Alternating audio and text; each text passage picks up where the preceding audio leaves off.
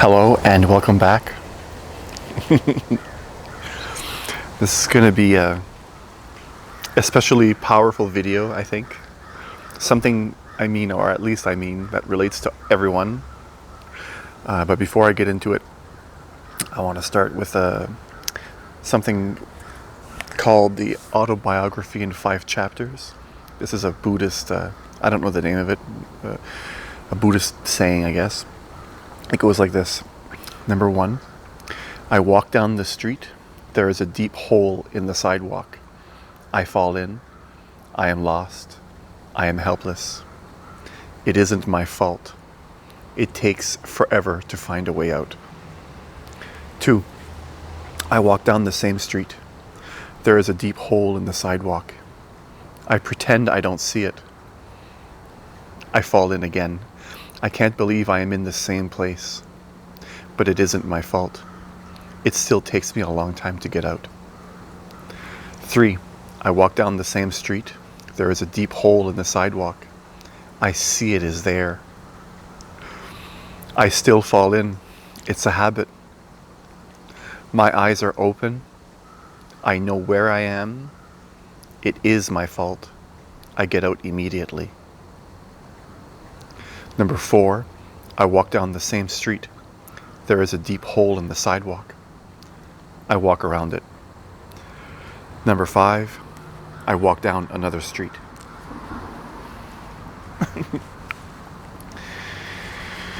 This shows the process in which every human being gets caught when we fall into our desires and our bad habits. It shows the process of the beginning where we deny, where the ego will do its best to trick us into believing that it's not our fault, and how believing that it's not our fault has a tendency to make it more difficult for us to get out of the pattern. And if you remember number 3 on the third paragraph, it mentions that my eyes are open. I know where I am. It is my fault, he says. And in the same way, this talks about bringing awareness into your habit and understanding that you created the habit yourself. So this is a very, very powerful something to keep in mind when it comes to anything in your life that anything in your life that is a bad habit, any type of desire that you need to fulfill.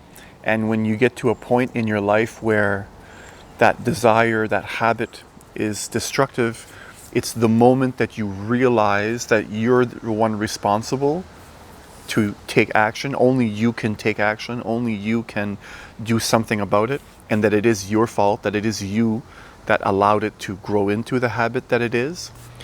Then you can take steps to get out of it. But I thought there was one line in the whole thing that was extremely important, and I did just mention it. It says, my eyes are open. Get a phone. Greetings. My phone. Whenever you do anything in awareness, when your eyes are open, when you are aware of what it is that you're doing, your whole life or whatever it is that you're doing in that moment has a different quality to it. So it is at that moment that the turning point can be reached, that you reach a turning point in the habit. And at that moment, you can start to take steps to climbing out of the hole, if you will. Because a lot of times in our lives, and this is true for myself as well, because I've been there many times, a lot of bad habits that are destructive to my body, to myself, okay? In my case, it's eating junk food, overeating. So something that I struggled with my entire life. The moment you realize what you're doing, you start to act differently to it. And I have to stress that in those 5 paragraphs, it seems very quick.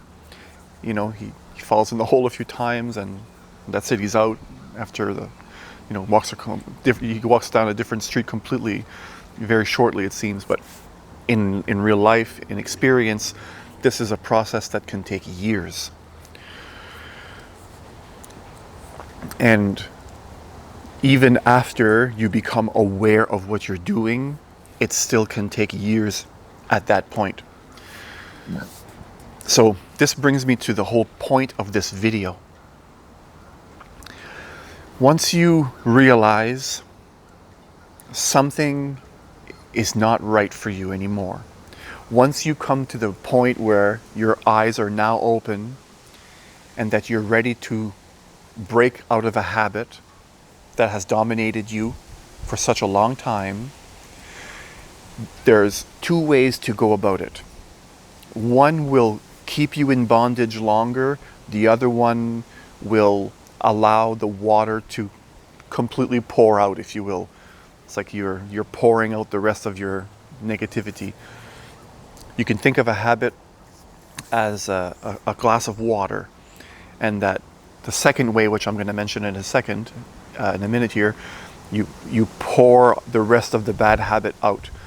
But the first way has a tendency of trying to not to pour the water out, and the water, which is the bad habit, stays there. So what I'm trying to say is, if you try to suppress a negative habit by denying it or not allowing it, you may, this is not for everyone, but most people, you may actually make it more difficult to drop the bad habit itself.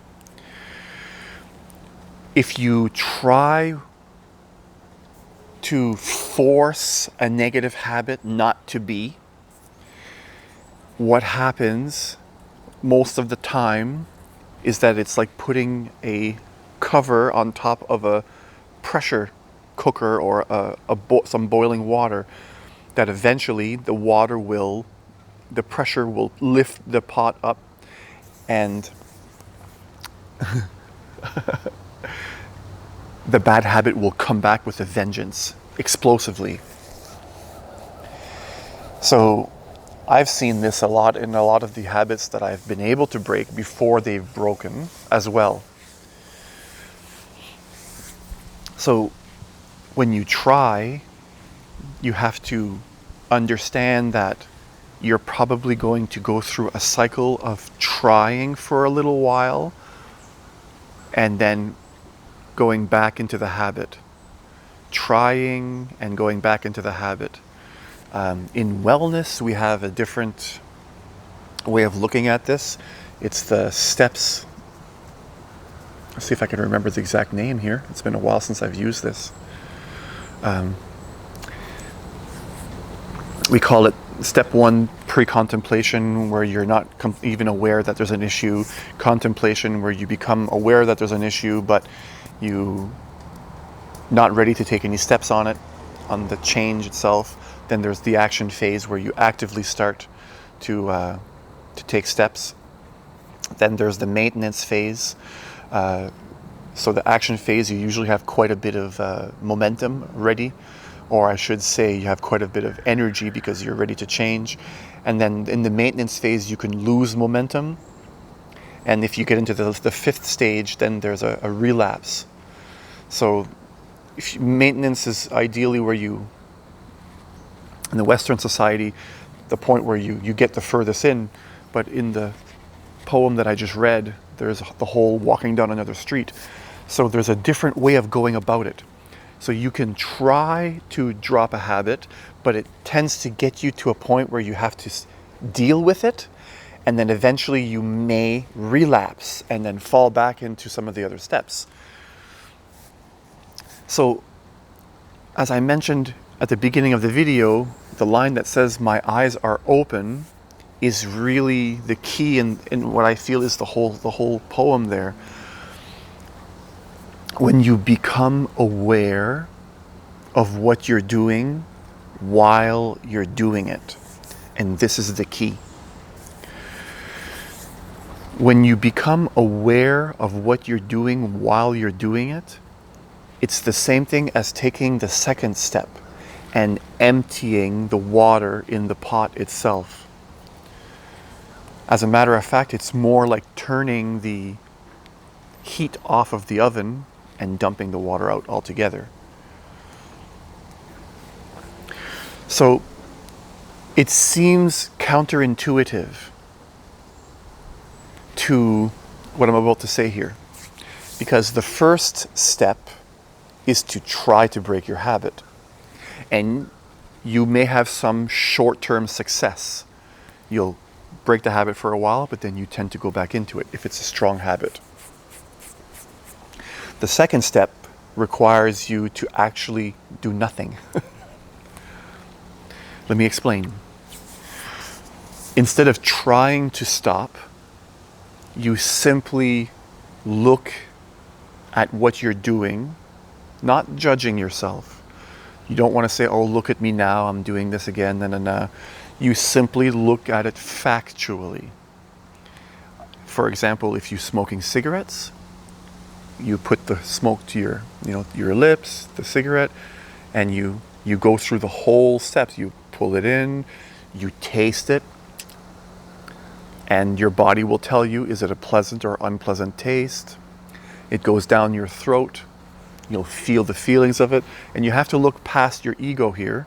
Is that feeling in your throat, is that a good feeling or a bad feeling? The sensation in your lungs. And I'm not talking about the pleasure aspect. See, you have to be able to look past the pleasure. You have to say, is this aspect of me enjoying the cigarette going to be good for me or bad for me?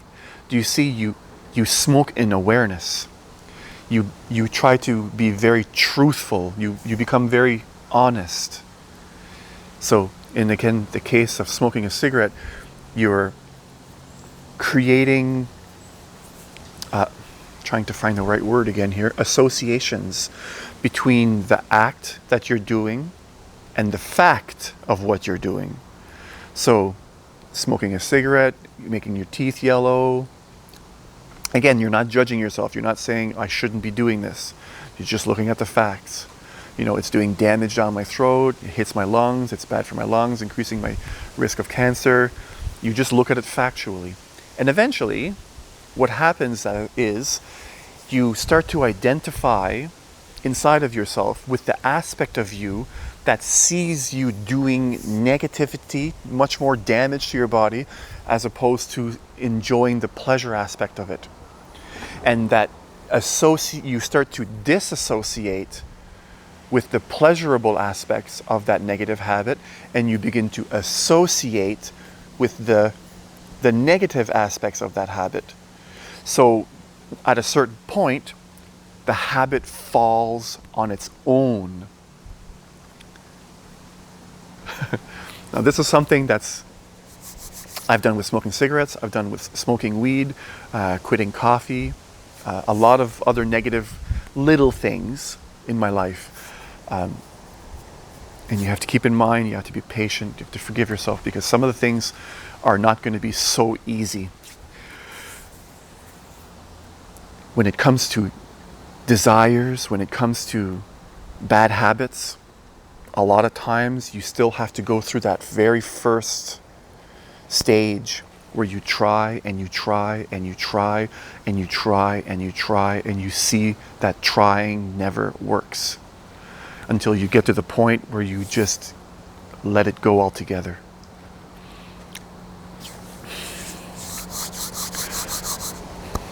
Letting go of bad habits can be very difficult in your life, but also one of the greatest sources of freedom you can experience in your lifetime. One of the most motivating, empowering experiences you can go through. The key is not to judge yourself and feel down when you're doing that negative habit, but simply stick to the facts. So try your best. If you have any negative habits in your life, that is that's imprisoning you. Make sure that when you do that negative habit, do your best not to enjoy it as much. Don't try not to enjoy it, but simply instead of enjoying, look at the facts. Don't try not to enjoy it. If you enjoy it fully, but bring the facts in. What is this doing to me? Do I really want to be doing this? And that sort of thing, without bringing in guilt. This might take some time.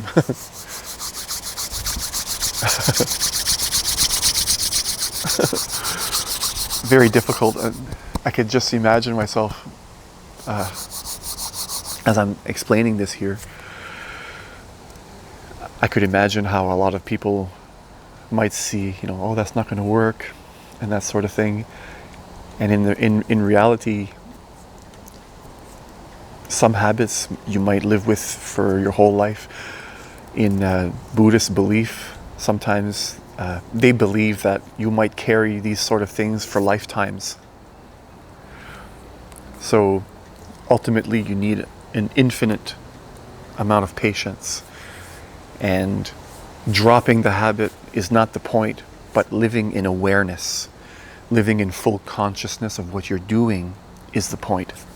Being aware as often as you can be, and having that become your new way of life. Because as the Buddhists believe, living in full awareness, you can do nothing wrong. And ultimately, it's not about good or bad habits. Simply being aware and conscious fully is all a person needs. And any negative habit that's destructive to your body, to your mental health, can't hold on to you, can't keep you there anymore when you're aware of what you're doing. So I'll leave you with that. Hopefully that's helpful. Wherever you are around the world, whatever time it is that you're watching this video, thank you, thank you, thank you. I believe in you. You can do this. We can do this.